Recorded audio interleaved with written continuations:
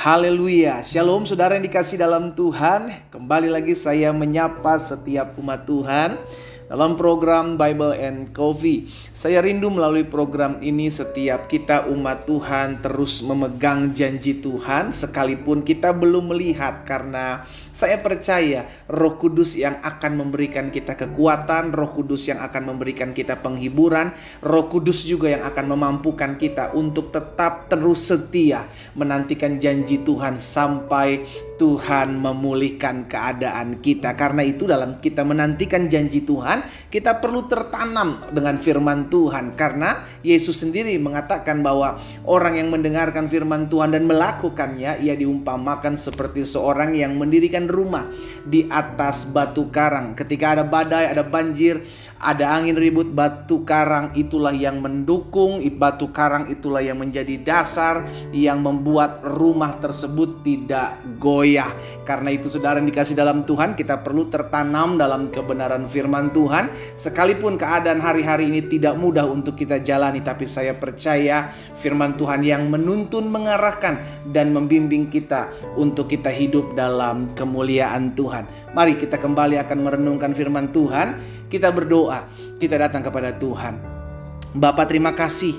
Kami mengucap syukur sekalipun kami ada di tengah-tengah badai kehidupan, kami ada di tengah-tengah masalah dan pergumulan kami. Kami tahu Tuhan tidak pernah membiarkan kami berjalan sendiri.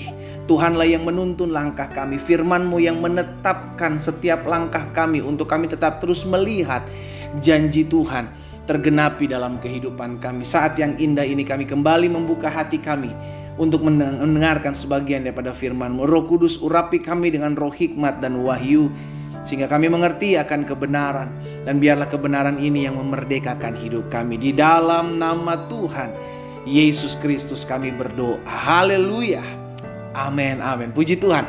Nah saudara yang dikasih dalam Tuhan, ada satu kebenaran firman Tuhan yang saya mau bagikan buat setiap kita tentang waktu Tuhan, saudara. Karena apapun yang kita gumuli, apapun yang kita hadapi, kita percaya ada waktu Tuhan di mana Tuhan membebaskan kita. Ada waktu Tuhan di mana Tuhan memberikan jalan keluar bagi setiap kita. Sekarang bagian kita adalah menanti-nantikan Tuhan, iya kan?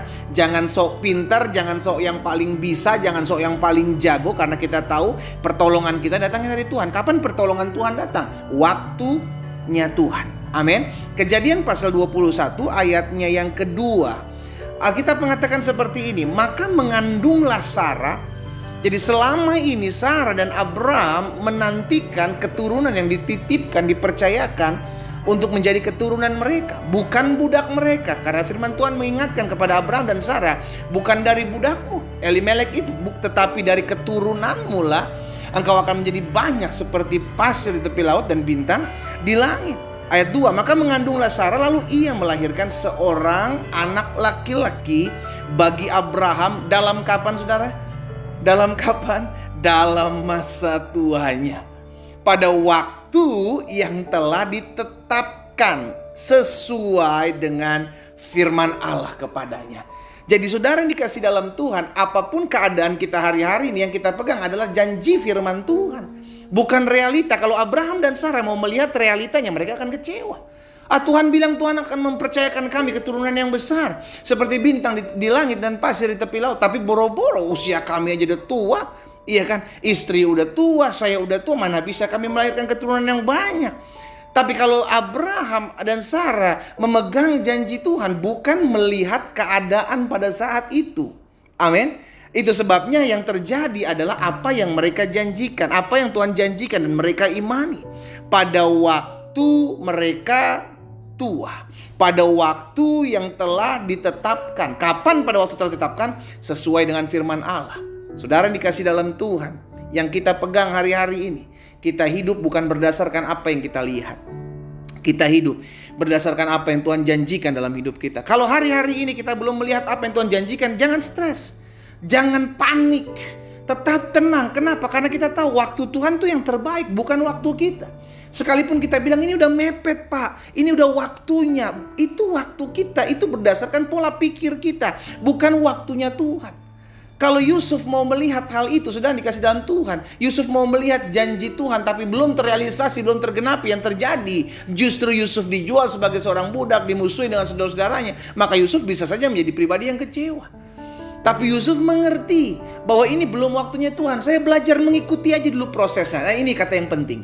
Belajar untuk mengikuti proses.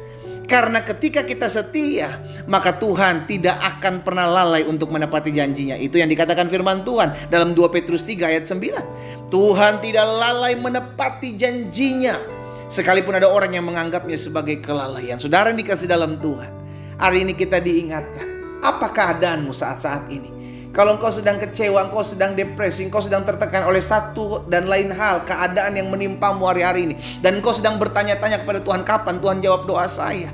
Kapan Tuhan pulihkan ekonomi saya? Kapan Tuhan pulihkan rumah tangga saya? Doa saya, saudara dikasih dalam Tuhan, mengingatkan setiap kita agar kita menyadari bahwa waktu Tuhan itu yang terbaik, bukan waktu kita. Karena waktu Tuhan yang terbaik, bagian kita yang pertama, tetap setia. Jangan pernah pergi tinggalkan Tuhan, tetap setia. Yang kedua, karena kita tahu waktu Tuhan adalah yang terbaik, jangan cari jalan pintas. Yang Tuhan sediakan adalah jalan keluar, bukan jalan pintas. Amin. Tuhan memberikan jalan keluar sehingga setiap kita mampu, sanggup untuk melewati setiap masalah dan pergumulannya. Karena Tuhan adalah setia. Itu sebabnya kita mesti terus menanti-nantikan Tuhan, mengingat janji Tuhan, dan tetap terus mengikut Tuhan dengan setia. Jangan mengikuti kedagingan kita dengan saya mau pakai jalan pintas saja. Udah saya bercerai aja lah, habis nggak bisa lagi nih dipertahankan rumah tangga saya. Udah saya pakai jalan pintas saja, udah nggak bisa ditolerir lagi nih kesalahan ini. Saudara dikasih dalam Tuhan, tetap tenang, tetap setia, tetap ikut Tuhan, tetap pegang janji Tuhan. Ini yang perlu kita ingat, saudara dikasih dalam Tuhan. Bertahanlah sampai akhir. Karena Alkitab jelas katakan orang-orang yang bertahan sampai akhir, dialah yang akan beroleh selamat. Bersabar. Karena kita tahu dalam kesabaran Tuhan memberikan kita kemampuan, kesanggupan untuk untuk kita tetap kuat menghadapi setiap tantangan, pergumulan yang kita hadapi hari-hari ini. Amin. Dan ingat, jangan sampai kehilangan pengharapan. Dan terakhir, tetap miliki komunitas yang membangun, tetap memiliki komunitas yang menguatkan. Jangan sampai engkau salah bergaul tatkala engkau sedang menantikan janji Tuhan. Tetap terus memiliki orang-orang, lingkaran-lingkaran orang-orang yang takut akan Tuhan, yang memberikan engkau kekuatan, yang memberikan engkau doa-doa, yang mengajak setiap kita untuk semakin dekat dengan Tuhan. Miliki komunitas yang baik, komunitas yang takut akan Tuhan. Karena ketika kita memiliki komunitas yang takut akan Tuhan, maka tanpa kita sadari, pelan tapi pasti kita akan melihat kemajuan-kemajuan iman kita, pertumbuhan-pertumbuhan kerohanian kita terjadi dalam keseharian kita. Saudara yang dikasih dalam Tuhan, ingat, nantikanlah Tuhan. Karena waktu Tuhan yang terbaik, bukan waktu kita. Waktu Tuhanlah selalu yang jauh lebih dahsyat daripada apa yang kita bayangkan, daripada apa yang kita harapkan. Karena Dia tahu kapan Dia berikan jalan keluar buat setiap kita. Dia tahu kapan Dia membuka jalan keluar buat setiap kita. Bagian kita adalah bertahan sampai akhir. Bagian kita tetap tertanam dalam firman Tuhan. Bagian kita tetap bersabar menantikan segala sesuatu yang Tuhan sedang buat dalam hidup kita. Bagian kita jangan sampai kehilangan pengharapan. Dan bagian kita tetap terus miliki komunitas yang membangun dan menguatkan. Kita berdoa, kita datang kepada Tuhan. Bapa, terima kasih buat kasih karunia Tuhan, buat anugerah Tuhan dalam kehidupan kami. Sungguh, kalau hari-hari ini kami sedang berjuang, kami tahu kami tidak pernah berjuang seorang diri. Ada tangan Tuhan yang kuat, yang memampukan, yang menopang, yang menolong setiap kami, untuk kami tetap bisa melewati setiap pergumulan yang hari-hari sedang kami hadapi. Amba berdoa buat umat-Mu dimanapun mereka berada. Roh Kudus memberikan kemampuan, Roh Kudus berikan kesanggupan, Roh Kudus berikan kekuatan untuk tetap terus berdiri tegak menghadapi setiap badai kehidupan. Amba berdoa, jika ada yang sakit, Tuhan juga jamah dan sembuhkan. Tuhan pulihkan mereka yang berbeban berat. Tuhan berikan kelegaan di dalam nama Yesus. Kami terima kuasa dan anugerah Tuhan atas hidup kami. Demi nama Tuhan Yesus kami berdoa dan kami bersyukur. Haleluya. Amin.